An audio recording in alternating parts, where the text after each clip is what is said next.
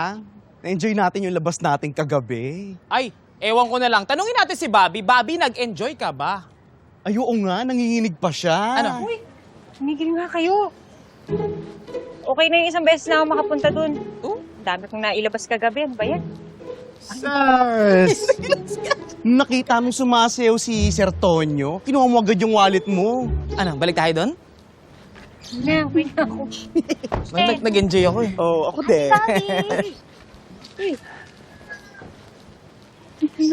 Ay, ano ba na mami mo na nandito ka? Baka mamaya sumugod na naman yung dito, ha? Oo nga. Bakit, Ate Bobby? Anong ginawa ni Mami? Faye, nagpunta lang dito yung mami mo kahapon. Ano pinuntahan? Sinabihan ka nga na huwag kang mangialam sa buhay ni Faye. Oo nga, tsaka nag-Englishan pa kayo, di ba? Wala nga kami naintindihan eh. Faye, okay na yun. Naiintindihan ko naman ang mami mo eh. Hayaan mo na, para hindi na lumaki to. Sorry, Ate Bobby, Sorry sa ginawa ng Mami ko. Naisipin yun. Ha? Basta kung kailangan mo ko, kailangan mo ng tulong ko, anytime huwag ka mahihiyang lumapit sa akin, ha? Basta, pakiusap ko lang sa'yo. Sana, huwag mo nang sabihin sa mami mo na nalaman mo na sumugod siya dito, ha? Para wala nang gulo.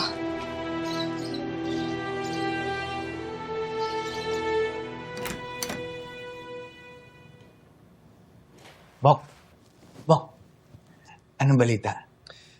Napaamin na namin si Miss Ann sa lahat ng mga impormasyon na nalalaman niya.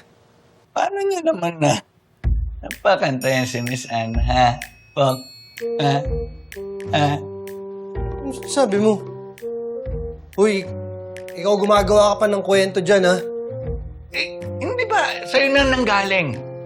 Napalabang ka. Tapos sabi ni Miss Anne, ang galing mo. Di ba? Iba yung iniisip mo.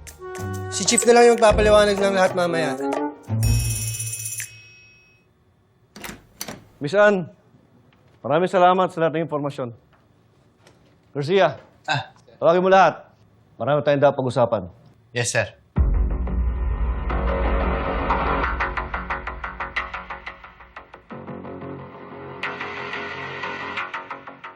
I don't care kung hindi ito makonect sa akin. The fact is, you failed again. Abay, nakatakas uli si Ann. Alam mo ba kung ilan ang dadaanan ko pa dahil sa mga luggages na to? I will not stop the operation. Just do your job well. Ano ba? Para kaya binabayaran pa kita just to protect me. Pasensya na, Miss Robinson. Pabawi ako sa inyo.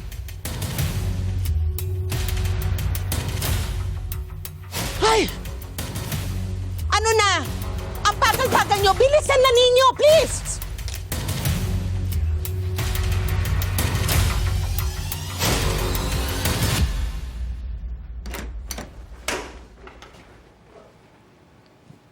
Ay, Bobby, nakabalik ka na pala.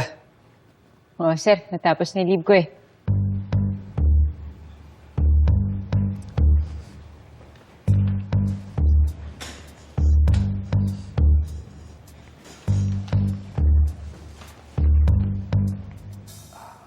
Madam Beatrice, alam mo naman hindi natin kailangan maging hands-on masyado.